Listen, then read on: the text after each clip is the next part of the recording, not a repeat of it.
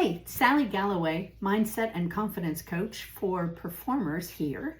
I am going to do a video for you today that addresses one of the most commonly asked questions I get. One of the most frequently asked questions I get is, all this is great ahead of time, but how do I calm down when I'm about to go on stage? Well, I have good news for you.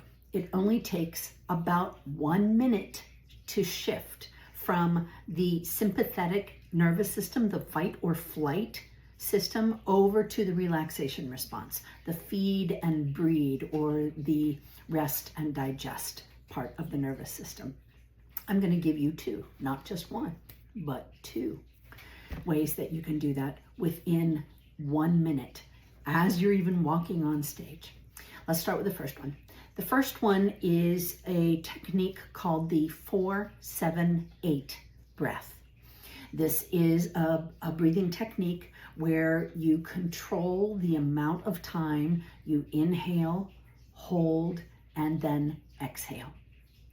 You can count as quickly as you want, but I recommend over time slowing down your count so that you can benefit from not only your lung capacity expanding, but also taking more time to control your mind and your body shifting from stress to relaxation. So the first thing is a count of 4. You inhale for a count of 4, looks like this. Just like that. And then you hold it for a count of 7. 1, 2, 3, 4, 5, 6, 7. Then you exhale gently through your mouth as if you're blowing through a straw.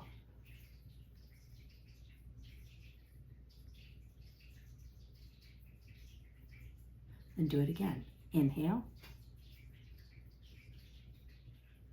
Hold.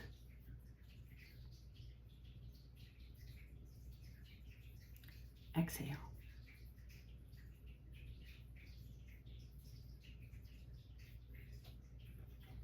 Now, when I did my inhale the second time, I breathed in through my mouth. You will actually get even more benefit when you inhale through your nose. Hold and then exhale through your mouth. Let's do it together. Here we go. I'll tap so that you can get the count. Here we go. Hold. And exhale. Again, inhale, hold, exhale.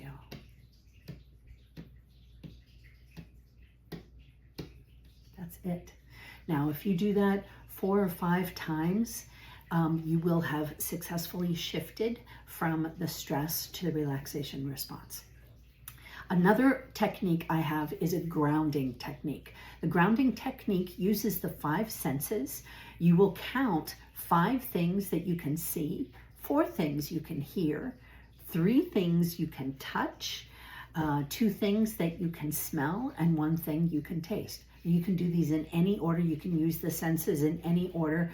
I like to do that based on the environment.